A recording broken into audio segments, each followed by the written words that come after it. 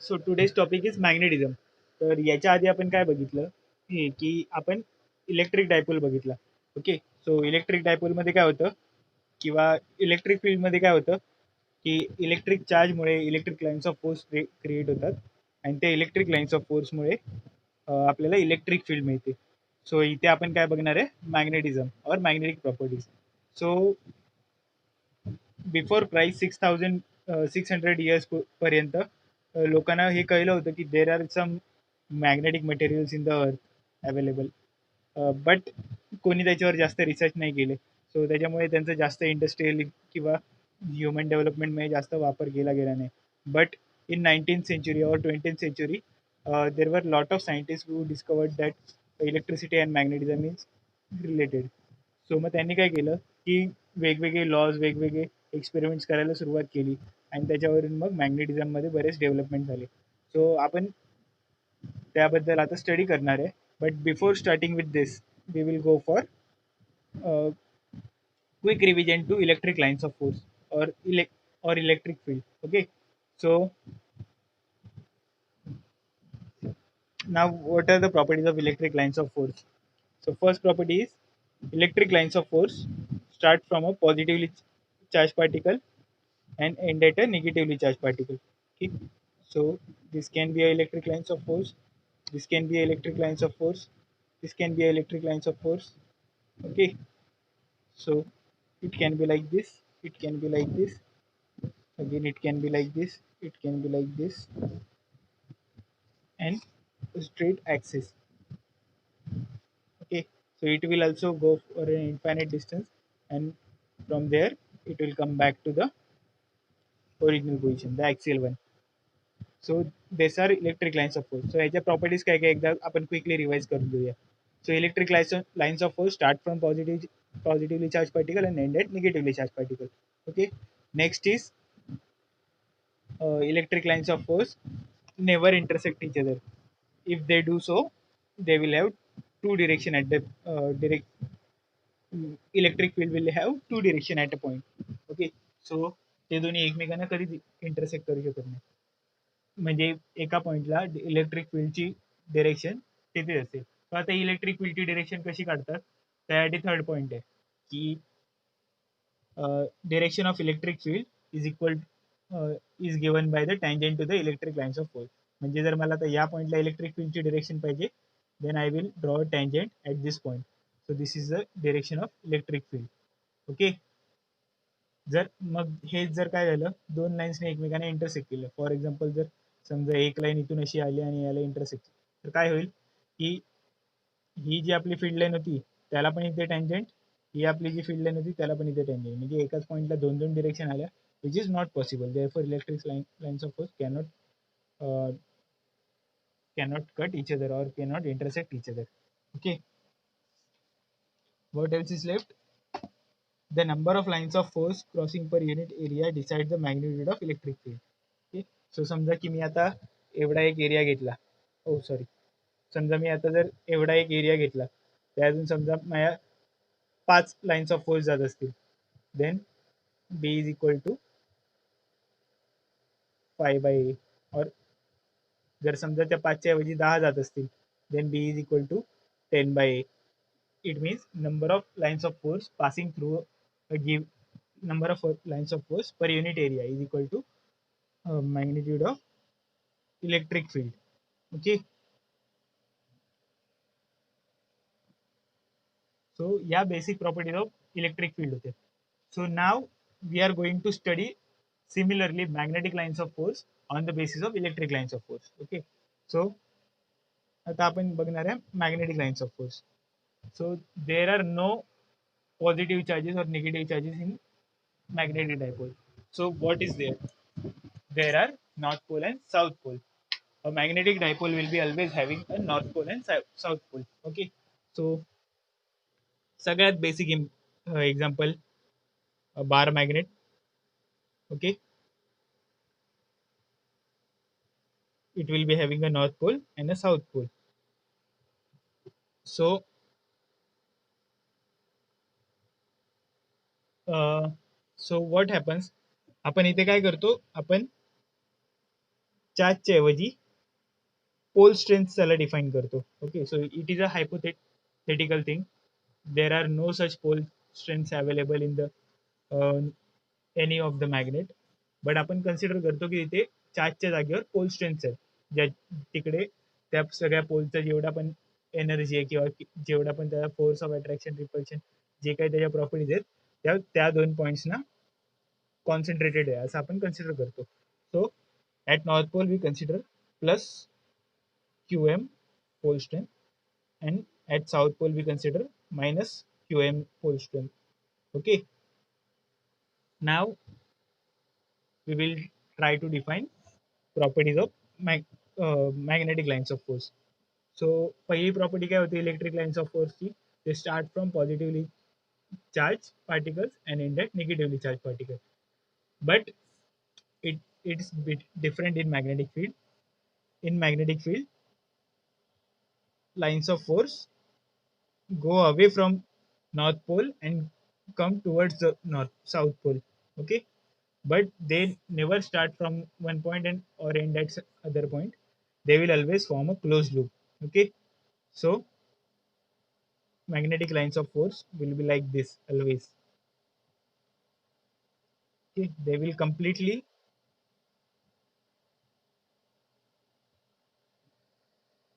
uh, they will completely go through the magnet and complete the loop. Okay,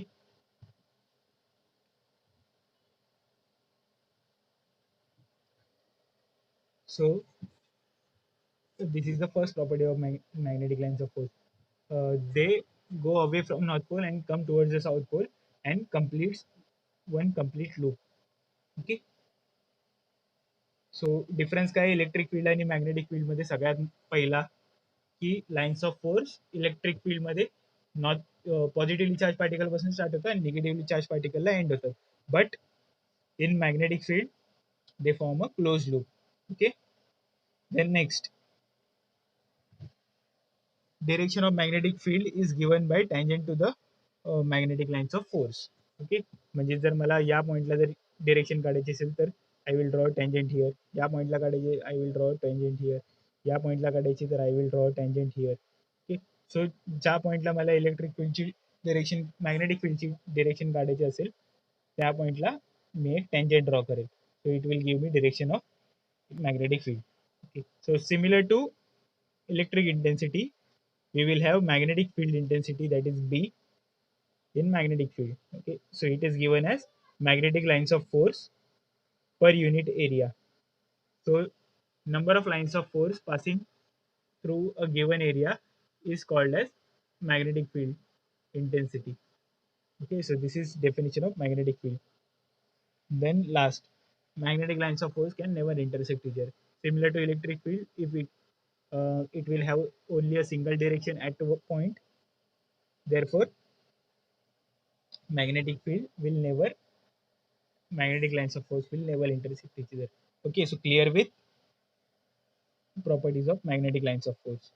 Okay, now we will see magnetic field. So we have already seen that magnetic lines of force per unit area is equal to magnetic field intensity. Okay, so we can also say that density of lines of force or number of lines of force per unit area is around a particular point determines the strength of the magnetic field at that point. Okay, so the number of lines of force per unit number of lines of force is called as flux. So SI unit of flux is Weber.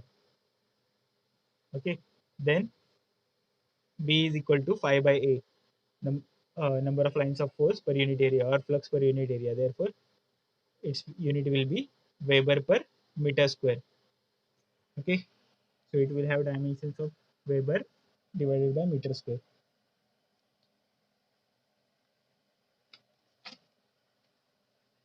So it is often said as Tesla. So SI unit of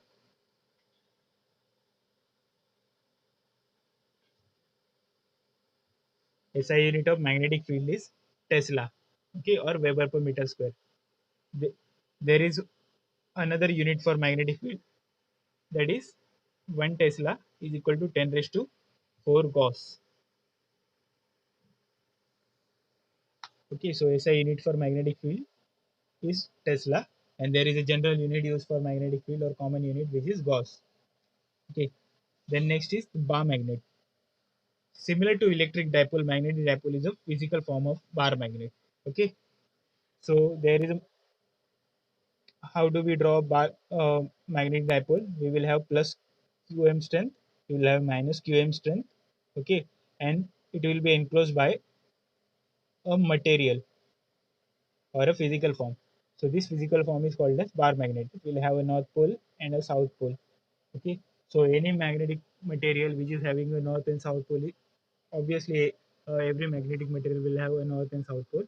So any magnetic material form in length of a cuboid, we can say a bar. It is a bar magnet. Okay, so it will look something like this. It will be like a Kit Kat chocolate. Okay, so it will have plus qm strength at the north pole and minus qm strength at the south pole. Okay, this separation of the magnetic pole inside the magnet is 2L. So these two magnetic poles will be separated by a distance 2L. Okay, as the bar magnet has equal and opposite poles strength, it can be called as magnetic dipole. It is analogous to electric dipole. Okay, so bar magnet has two equal and opposite pole strengths. Therefore, it can be also said as magnetic dipole, and which is pretty much analogous to electric dipole. Therefore, since electric dipole moment was 2L into Q, okay, or Q into 2L. So magnetic dipole moment will be, it is denoted by M. It is Qm into 2L.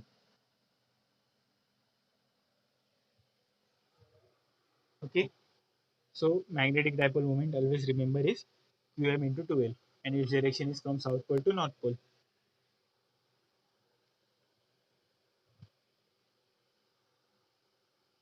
So SI unit of pole strength is ampere meter, and SI unit of length is meter. Therefore, SI unit for magnetic dipole moment is equal to ampere meter square. Okay. So next part, we will define some to the magnetic dipole now.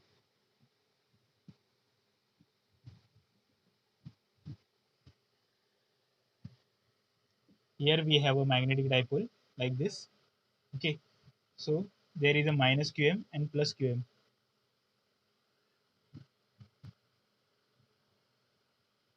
Okay. So two pole strengths are there.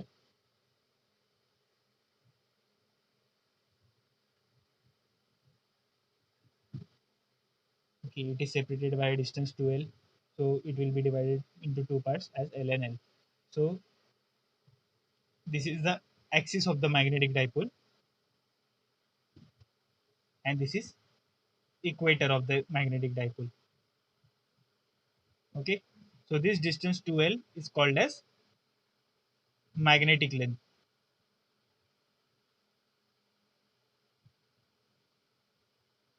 Now the total distance between ends of the physical dipole or physical bar magnet is called as geometric length.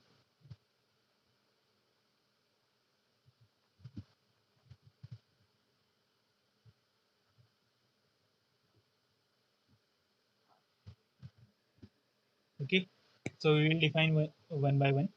First is equator, a line passing through the center of the magnet. Okay, so we have a line passing through the center of magnet and perpendicular to its axis is called as magnetic equator. So I will mark it in red color. So this is the equator. Okay, so a line passing through center. This is the center of the magnet and perpendicular to the axis. So this is the axis. It is perpendicular to axis. Is called as magnetic equator. Okay. The plane containing all equators is called as equatorial plane. Now, if I consider a plane perpendicular to the bar magnet and parallel to the um, equator, so the plane which contains all the equators is a equatorial plane. The locus of points on which the equatorial plane which are equidistant from the center of the magnet is called as equatorial circle. Now, if we have a bar magnet like this, I will draw it in 3D now.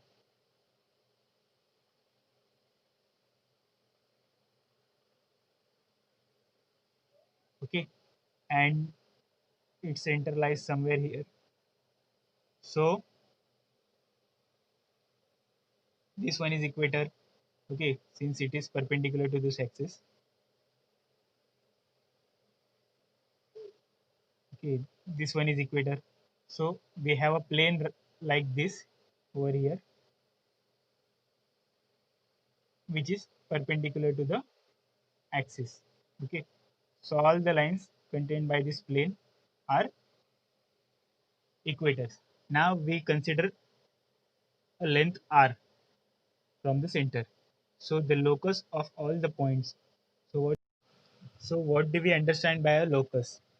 So locus is a set of points or set of uh, points which satisfy certain function or certain condition. For example, we say a point is there is a point, okay, and there is a set of points which are equidistant from it.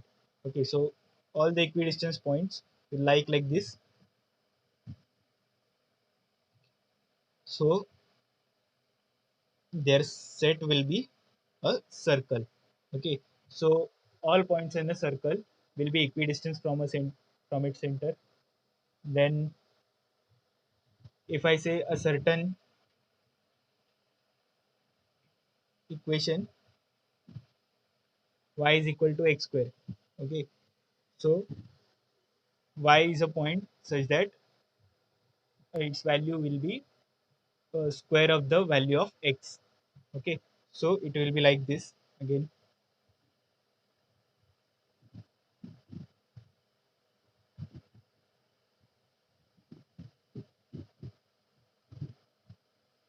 Okay, so it will be passing through origin. So this is the locus for y is equal to x square. So the geometric representation of the any equation or certain condition is called as locus. Now in this case,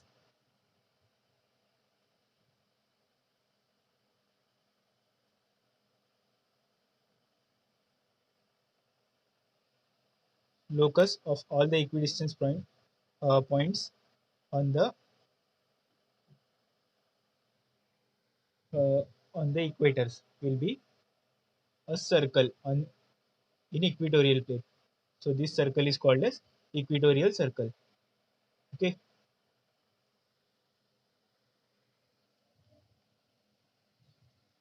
Now next, magnetic length.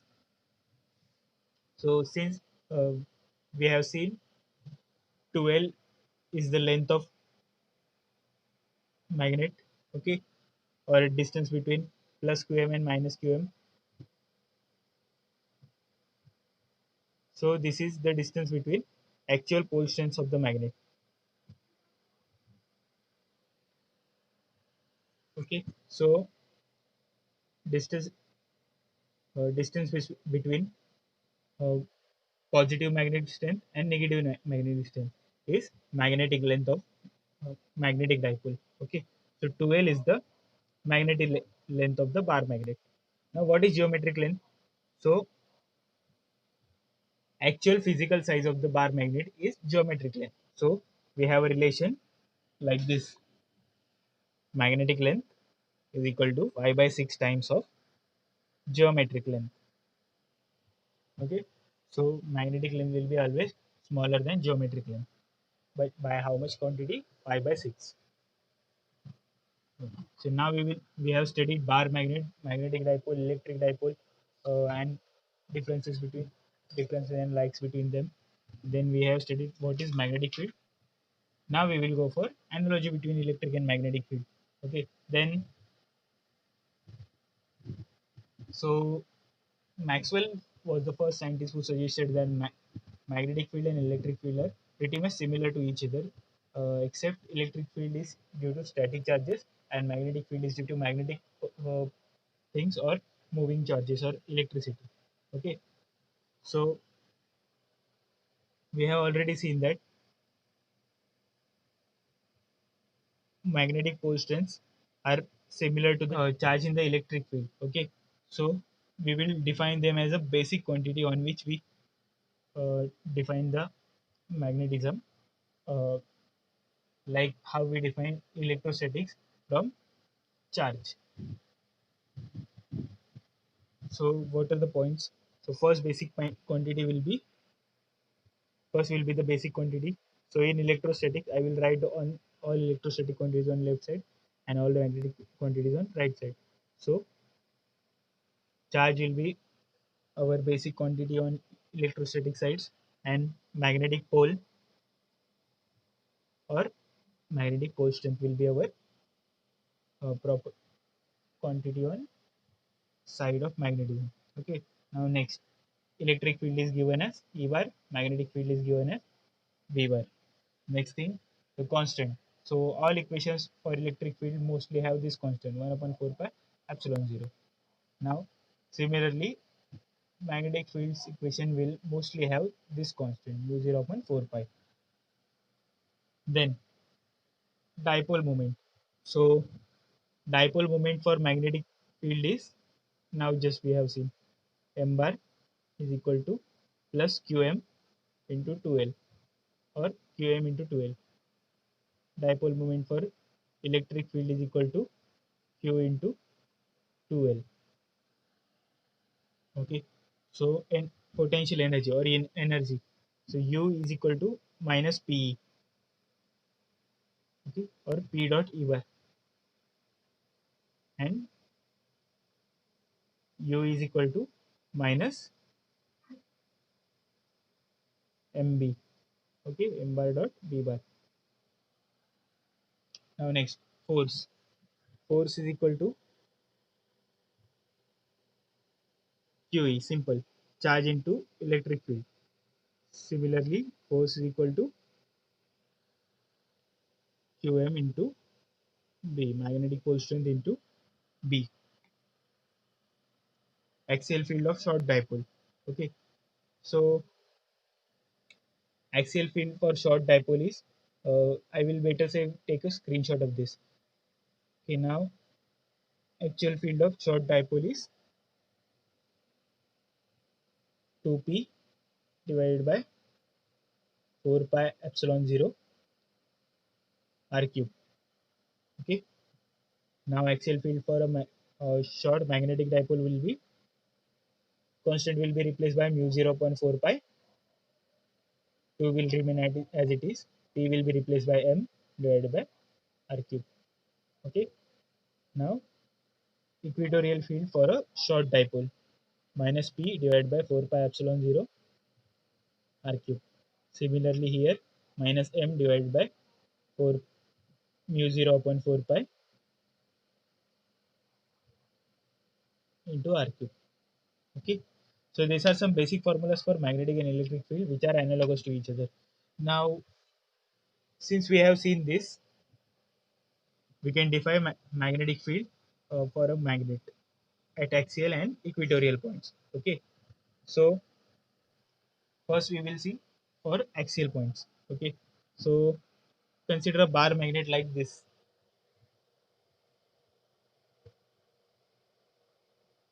It has its pole strengths like this. Okay, and a axis here. So there is a point P on the axis at distance r from the center, and this is the length 2l. Okay, so since we have studied it basis on the basis of analogy, we can say right away that B axial is equal to axial साठी ह्याच्यात काय असतं electric field मध्ये E is equal to P upon 4 pi epsilon 0 r cube. So इथे काय असणार mu 0 upon 4 pi. First is constant. Okay. Then 2m divided by r cube. So this is the formula for axial field of magnetic dipole. Okay, now we will see equatorial field of a magnetic dipole. So how we will define equatorial field? There will be a point on the equator. Okay, so let's say point P is on equator of the field. So see, so we have seen that in electric field, formula is given by E is equal to minus P divided by 4 pi epsilon 0 r cube. So in magnetic field, we will similarly write minus m upon 4 pi epsilon 0 r. Okay, sorry, not epsilon 0. It will be mu 0. Okay, so we have done equatorial field and axial field. Now we will see field at any arbitrary point. Okay, so far we have seen that their magnetic field was on axis or magnetic field was an equatorial. Now it's not on axis or not on equator. So it is somewhere here. Okay, this is my equator, this is my axis, and the point P is here in between two of them. So what will happen? My magnetic dipole moment will be like this from north to south. Okay, so what I will do, I will always have a component parallel to this direction. Okay, and one component perpendicular to this direction. Okay, so this angle I will call it as theta. So m is my magnetic dipole moment. M cos theta will be the direction of magnetic dipole parallel to the direction of point P, and m sin theta will be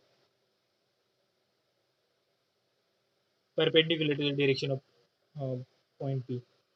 Okay, so the distance vector or displacement vector will be r bar. Okay, so now we are going to see the magnetic fields at that point P. So we will consider that there is a bar magnet like this. Okay, so what will happen?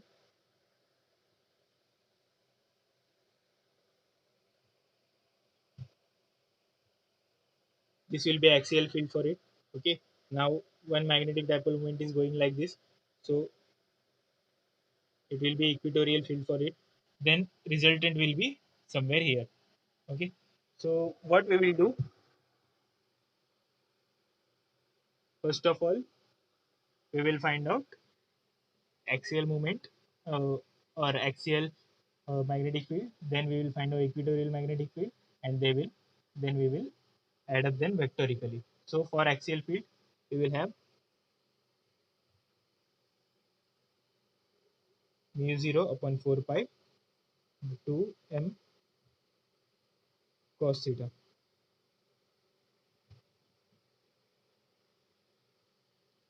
Okay, then next will be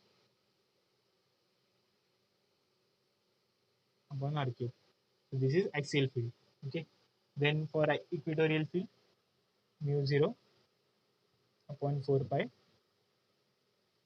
into minus m sin theta divided by r cube. Okay, so we have got equatorial and axial field. So now we will simply add both of them vectorically. So since they are perpendicular to each other, vector addition will take place like this: b axial square plus b equatorial square. Therefore,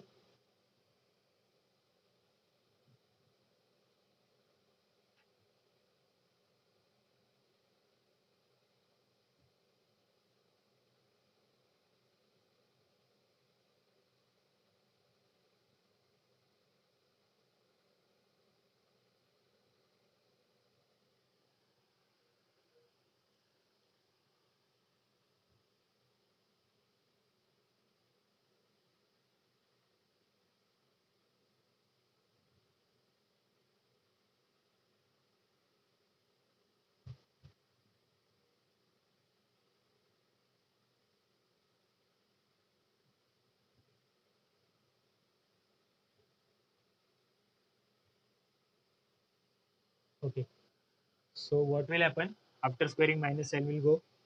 Okay, let us square here. Okay, so minus sign will go. M square mu 0 square upon 4 square pi square r raised to 6 will straight away go outside of the square root, and it will become m mu 0 4 pi r cube. Okay, so we will have m mu 0 upon 4 pi r cube, and in the bracket 4 cos square theta plus sin square theta. So we will simply convert this cos square theta plus sin square theta term to 1. So we will find that magnetic field is equal to B is equal to mu 0 m upon 4 pi r cube into 3 cos square theta plus 1. Okay, so this is formula for magnetic uh, magnetic field at any arbitrary point of an magnetic dipole. Okay, now what will be the direction or the angle of inclination for this? So we have already seen that magnetic moment and point P are inclined at angle theta to each other. Okay,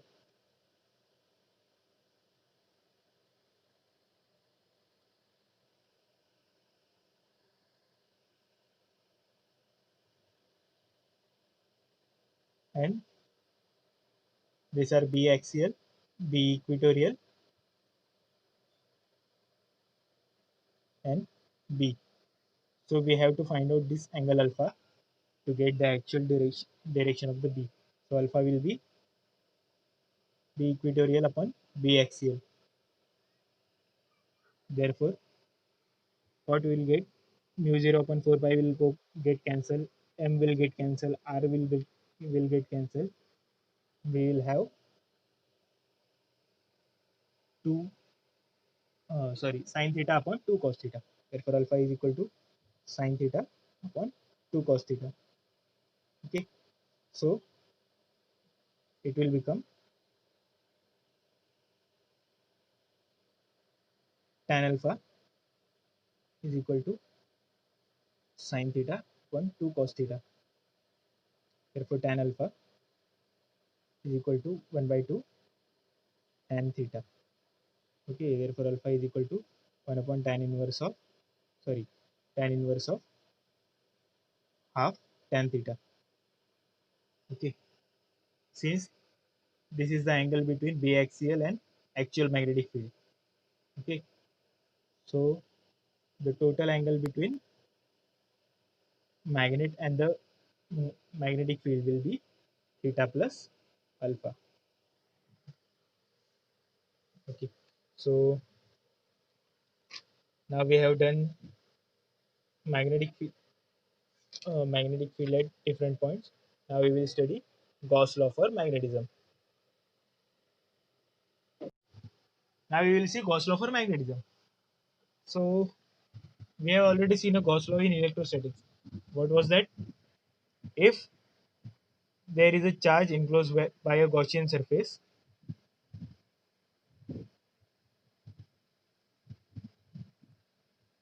then the net flux phi is equal to integration E ds, where E is electric field intensity and ds is vector area, is equal to Q divided by epsilon 0, where Q is the net charge enclosed by the Gaussian surface.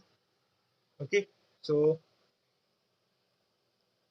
if there is a point P on this Gaussian surface, so electric field intensity will be Q divided by, net flux in going out of the Gaussian surface will be, or coming into the Gaussian surface will be equal to point, it will be equal to Q upon epsilon 0. Okay, so what happens here? If there is some charge contained in the Gaussian surface, then only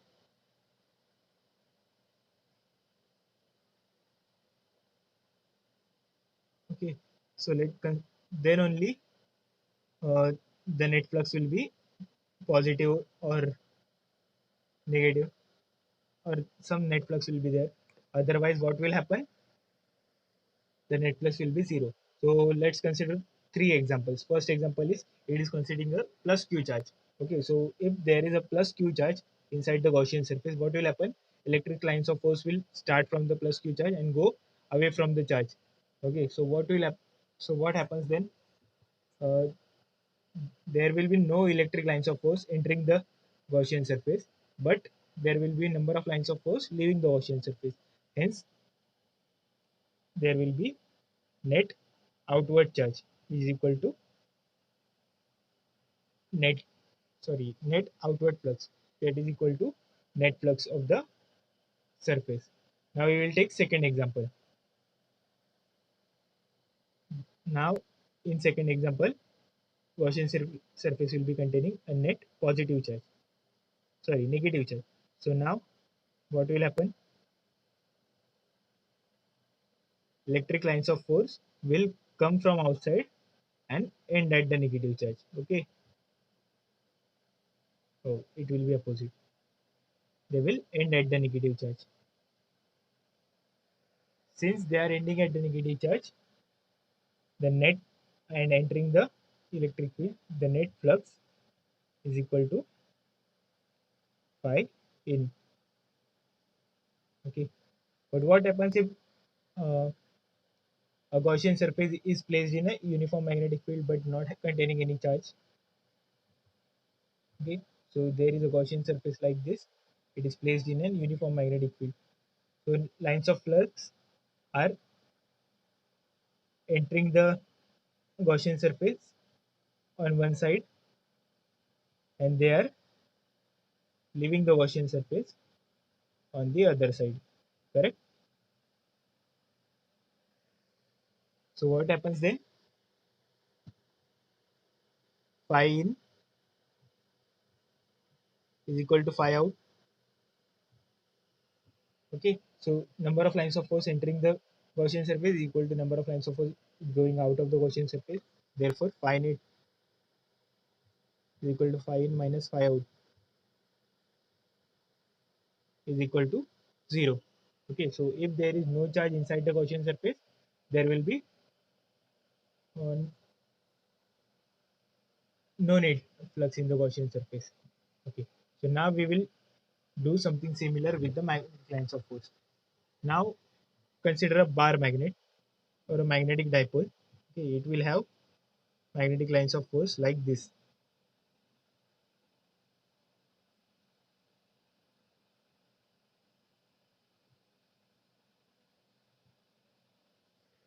So consider this as a magnetic uh, as a Gaussian surface. Okay, so now in this Gaussian surface, there are three lines of force entering the Gaussian surface and three lines of force leaving the Gaussian surface. Okay, so what happens? Finite will be zero because number of lines of force entering the Gaussian surface is equal to number of lines of force leaving the Gaussian surface. Okay. Similarly, if we look at a interior point, what will happen? The number of lines of force approaching the Gaussian surface will be equal to the number of lines of force leaving the Gaussian surface. Therefore, again, it will be same or finity will be equal to zero. Okay. So one more try. We will give a last try there. Okay. So here, number of lines of force entering the Gaussian surface will be equal to number of lines of force leaving the Gaussian surface again. So what we are seeing in the magnetic field, that due to its property of forming the closed loops, uh, every time when we draw any Gaussian surface, we always find out that number of lines of force which enters the Gaussian surface is equal to number of lines of force which leaves the Gaussian surface. Therefore, there is no net flux on the Gaussian surface or generated by the Gaussian surface. Therefore, Gauss law for magnetism states that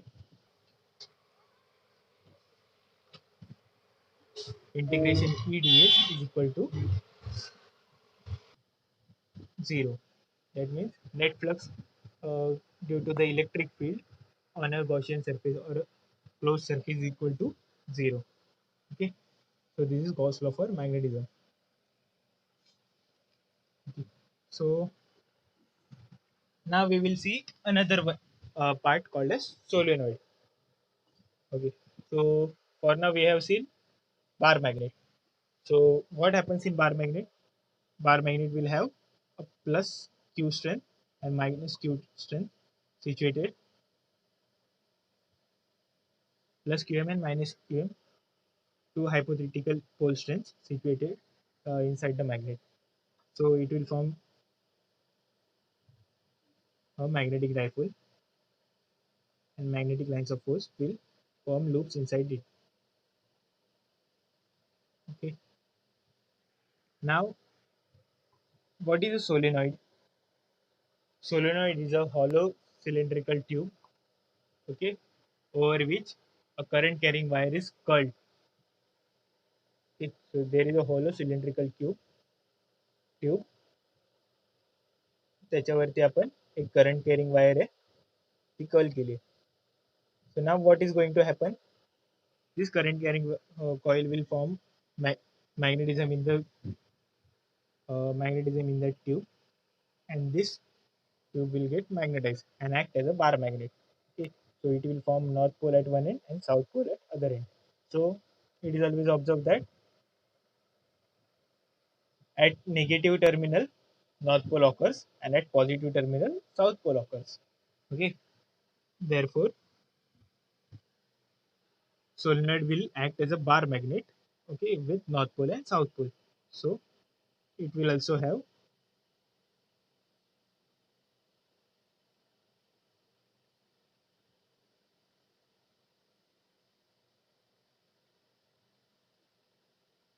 magnetic flux like this.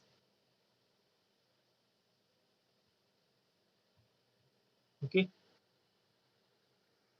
So solenoid is another form of magnet. Okay. So what, why solenoid is used then? What is need of solenoid? We already have a bar magnet. सो काय होतं की इंडस्ट्रीमध्ये आपल्याला खूप heavy ॲप्लिकेशनसाठी लागतात. For example scrapping industry बघितली तर त्यामध्ये आपल्याला जवळजवळ एखादी कार किंवा ट्रक उचलावा लागतो मॅग्नेट यूज करून. So when we use bar magnet or any geographical magnet, geographical magnet is available in our earth. So due to that magnet, we cannot form so very high strength magnetic field. We can lift a truck or any heavy duty vehicle. So what we do is we prepare a solenoid of adequate strength and then use it as a magnet. Okay. So solenoids can form very powerful magnet depending upon amount of current I. Okay. Area of its core, or the core is the tube over which, or the area of each turn. Okay. Or area of each circular loop, and number of turns. So if we increase number of turns, solenoid going to get stronger. If we increase current, solenoid going to get stronger, and if we increase area of the loop, then solenoid going to get stronger. Okay. So this is how we form a solenoid. Now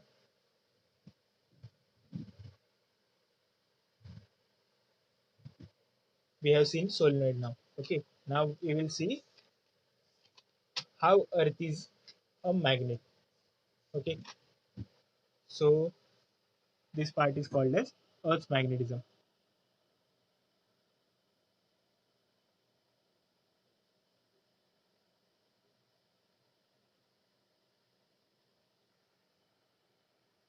Very important part in our day-to-day life, in navigation or in physics also. So what happens if we pivot a bar magnet or suspend a bar magnet in the air like this, and keep it stable, or we pivot a compass needle? What they do, the north pole of the bar magnet or the north pole of the needle will actually point towards the actual north pole of the earth. Okay, so why it occurs? Because earth already have some magnetic properties. So due to this magnetic properties, it aligns the suspended bar magnet or a pivoted compass needle in the direction of its uh, north and south pole orientation. Okay, so what happens actually is north pole of the compass needle will be attracted by the south pole of the Earth's magnet, and north pole of the south pole of the compass needle will be attracted by the north pole of the Earth magnet. So due to this, magnetic needle moves and align itself to the direction of north and south pole. But we demonstrate these poles as Earth's north pole and Earth's south pole, not this. Okay, so this is actually what magnetic things occurs in the Earth, and these are actual geographic things which occurs in the Earth. Okay, so now a magnetic needle or magnetic bar suspended arrange itself in direction of the geographic north and south pole. This property of magnet is seen all over the world. This indicates the Earth a weak magnet with north and south pole along its diameter. It is called as terrestrial magnetism. So this property of magnet is called as terrestrial magnetism, and it is extremely important for navigation. So if you are stuck around with a boat in a sea and cannot see any of the lands, then what you will do? You will try to get your location by using a compass needle. Okay, so just by using a compass needle you can understand where are you on the earth. So this is called as terrestrial magnetism. Okay, now we will similar to bar magnet, there are certain axis and equators and other magnetic properties defined for the earth. So we will study them. So first of all, we will see magnetic axis. So if this is earth and this is my small compass needle, okay, if I keep my compass needle and then it aligns itself like this. So what does it mean?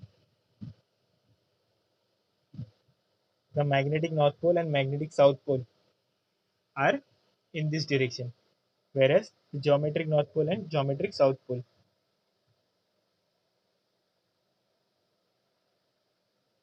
are in this direction. Okay, so I what I will do, I will say RR is the geometric axis. Okay, passing through actual geographic north pole and south pole, and mm is the magnetic axis passing through magnetic north pole and south pole. Okay, so mm and rr are my geographic and magnetic axis.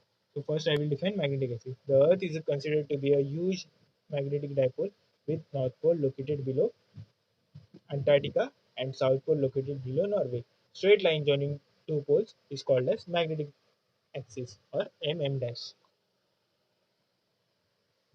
Okay, so this is magnetic axis. Now we have always seen that the equator for a bar magnet is a line perpendicular to the axis passing through the center. So we will draw a line perpendicular to the axis passing through the center. Now we are living on the surface of the earth. So we always consider the point on the surface. So the equatorial circle which we see on the scene for the bar magnet will be magnetic equator or equatorial circle for the earth. Okay. Now magnetic. So what is magnetic equator for earth? A great circle in a plane perpendicular to the magnetic axis at the center of the earth is magnetic equator. So we say it as a AA dash. So it will be a equatorial circle, okay, but its radius will be equal to the radius of earth. Next thing, geographic meridian. A plane perpendicular to the surface of earth perpendicular to geographic axis is geographic meridian. Geographic meridian, a plane perpendicular to surface of the earth and passing through geographic axis is geographic meridian. So if this is the earth, okay, this is the geographic axis, okay, so plane perpendicular to the geographic axis, or sorry, surface of the earth and passing through the geographic axis is geographic meridian. Then what is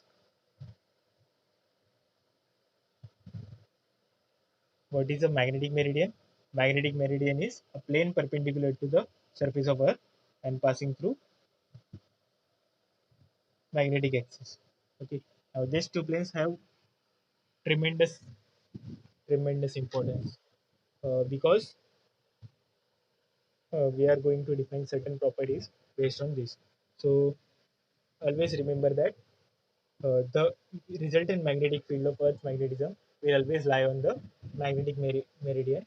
So it will be always along the magnetic meridian or parallel to the magnetic meridian. Okay. So next property is magnetic declination.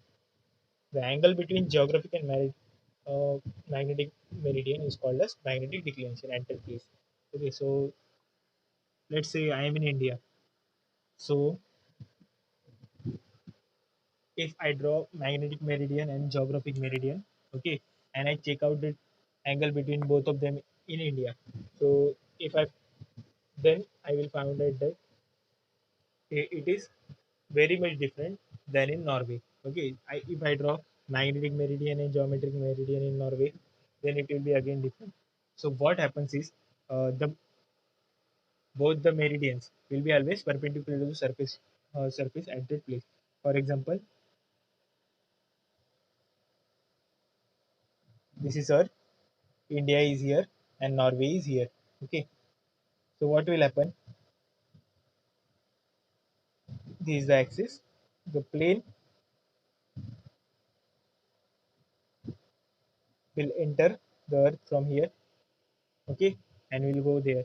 Okay, now for Norway, it has to go like this. Okay, so for each and every place on the Earth, the magnetic meridian and geographic meridian will be having different part, different angles. Okay, so due to this, it forms a different angle at every time. If you still don't have understand, then I will show it in another way. Okay, so let's say the plane is cutting Earth into two parts. Okay, so again I am drawing these 2 points. Uh, if India is here, okay, and plane is like this, cutting Earth into half, then what will it do? It will actually eliminate one part and keep this much part only. Okay, so now we have seen the geographic meridian which is cutting Earth, Earth from India. Now we will see a geographic meridian which is cutting Earth from Norway or from USA, let's say. Norway, we will see Norway only. Okay, so Norway is here somewhere. So what it will do? It will cut Earth like this.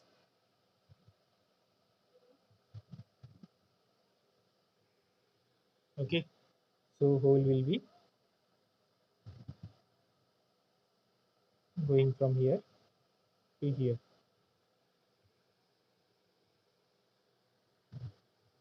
Okay, so in 3D model, I could have told you in a better way, but this is the best I can explain it right now. Okay, so the direction of cut is like this here and was like this for India. So this is geographic meridian for Norway. That was geographic meridian for India. Now what happens, at every place? Geographic meridian and magnetic meridian will pass through the same place but have some different angles.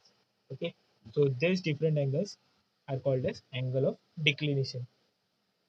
Okay, So it is indicated by alpha. So this angle of inclination is called as alpha.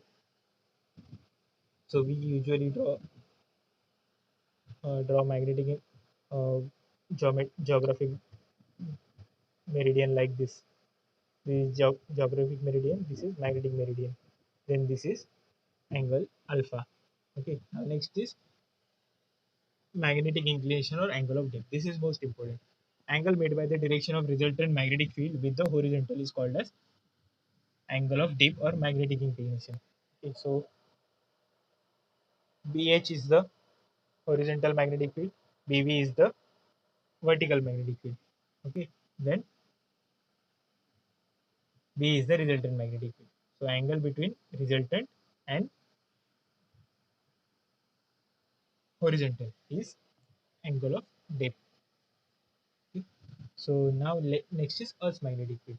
So Earth's magnetic field, we always define Earth's magnetic field into two forms. One is vertical field and other is horizontal field. So the component which is along the horizontal plane is horizontal component, and which is along vertical plane is vertical component. So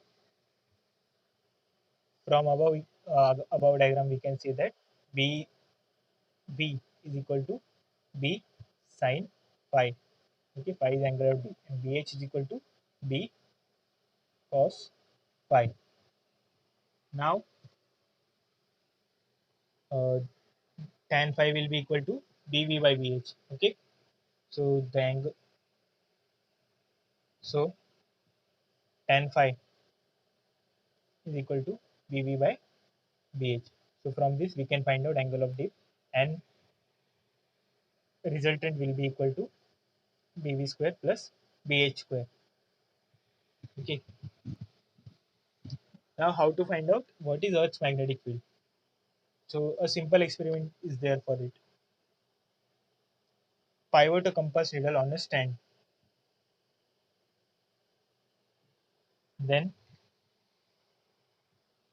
have a scale measuring angle like this. Okay. So 0 will be at this point. Okay, and the compass needle will indicates its pointer at something this point. So the angle between these two is equal to angle of dip. So this experiment gives us the value of angle of dip. Okay, so we will quickly revise this chapter once again. So first we saw magnetic lines of force, their properties. So the only difference between electric lines of force and magnetic lines of force is that electric lines of force start from one side and end at negative charge, and magnetic lines of force forms a closed loop. Next is magnetic field. Magnetic flux is equal to number of lines of force, and magnetic field is equal to number of lines of force per unit area. Then SI unit of magnetic flux is Weber. SI unit of magnetic field is equal to uh, Weber per meter square or Tesla. Okay, then when Tesla is equal to 10 raised to 4 Gauss. Gauss is a basic common unit. Then next is bar magnet. So bar magnet is a form of magnetic dipole, or a physical form of magnetic dipole, better to say. If we separate a bar magnet or cut it into two parts, then what will happen? Uh, it will form two separate magnets, so that there is a north pole uh, at the end of this other south pole, like this. If this is the south pole and this is north pole, I cut it here, then it will form south pole here and a north pole here. Okay, then next is uh, the terms related to the bar magnet. First is equator, line joining, uh, line passing through the center of magnet and perpendicular to its axis is called as magnetic equator. Then its magnetic length, uh, the hypothetical plus qn plus qm and minus qm pole strengths are placed inside the bar magnet. So the distance between two pole strengths is 2L. Okay, that is magnetic length of the magnet. Geometric length is actual the visible or physical length of the magnet. It is always given as magnetic length is equal to 5 by 6 times geometric length. Next is the electrostatic analogy. Maxwell.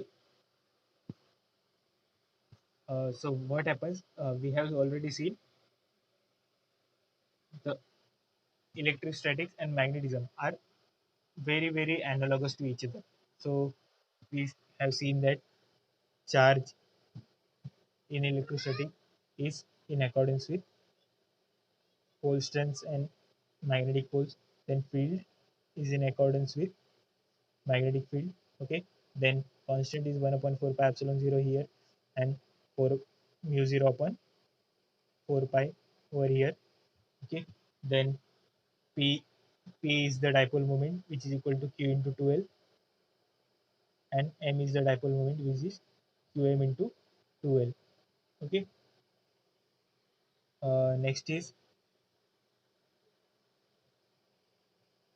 U, or potential, that is P for magnet. U is equal to minus MB. Okay. M bar dot B bar. Then force is equal to QE. The here force is equal to Qm into B. Okay. Then next is axial field. So 2p bar upon 4 pi epsilon 0 into r cube, and here mu 0 upon 4 pi into 2m bar divided by 4 pi, oh sorry, divided by r cube. Okay, now equatorial field is minus p divided by 4 pi epsilon 0 r cube. Equatorial field for bar magnet is equal to mu 0 into minus m bar divided by r cube. Okay, then what is the field at any arbitrary point of around the bar magnet? It is given by B is equal to mu 0 upon 4 pi m bar divided by r cube raised into 3 cos theta cos square theta plus 1. Okay, next is angle between magnetic dipole moment and resultant magnetic field. Okay, so resultant magnetic field will be somewhere here, and point P will be here. Okay, so this angle is equal to theta plus alpha, where alpha is equal to tan inverse of half of tan theta. Next, it is Gauss law. So Gauss law for magnetism says that F ds is equal to 0, which means phi net is equal to 0. Net flux coming into the Gaussian surface is equal to net flux going out of the Gaussian surface.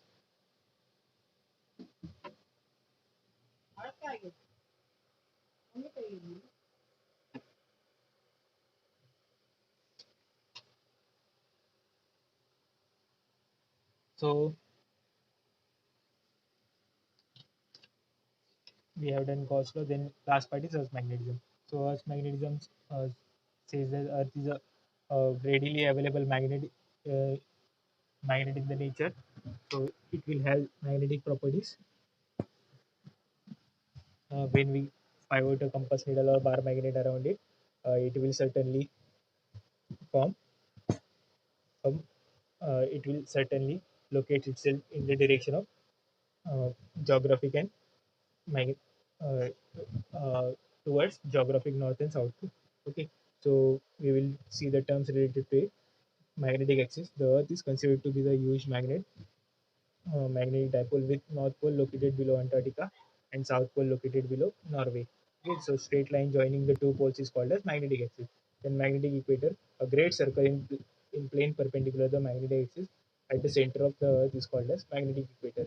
Okay, so if this is the magnetic axis, this is magnetic equator, and this is the equatorial plane. Okay, it will be perpendicular to the axis. Geographic meridian, a plane perpendicular to the surface of the earth perpendicular to geographic axis is geographic meridian. Okay, so if this is geographic meridian, and what is magnetic meridian? Magnetic meridian will be here. too much confusion. So a plane perpendicular to the surface of the earth and passing through geographic axis is geographic meridian. And now a plane perpendicular to the surface of the earth and passing through magnetic axis is called as magnetic meridian. Next, magnetic declination. The angle between geographic and uh, magnetic meridian at that place is called as magnetic declination. Okay, so angle between these two will be magnetic declination. Okay, it is indicated by alpha. Then angle of dip. The angle made by direction of the resultant magnetic field with the horizontal is called as angle of dip. It will also depend on the place. For each and every place, it will be different. So phi is equal. So angle of dip is equal to angle made by the resultant magnetic field of the Earth with horizontal. Now Earth's magnetic field. So how will we find out angle of dip? It will be found out by a simple experiment. Okay, so this is the horizontal and this is the direction of angle of direction of the magnetic field. Okay, then pi will be the angle between horizontal and resultant magnetic field. That is angle of dip. Okay. Then magnetic field, Earth's magnetic field. So Earth's magnetic field will be always along magnetic and electric. Sorry, will be always along magnetic meridian. Now we get two components as BV and BH. So BV is vertical component, BH is horizontal component. Okay. So resultant of the test two will be BV square plus BH square, that is equal to the resultant field, and tan phi, that is the tan of angle of D, will be equal to BV by BH. Okay. So we have done this chapter and we have already seen the 12th magnetic field due to electric current part. So these are some important points related to the magnetism.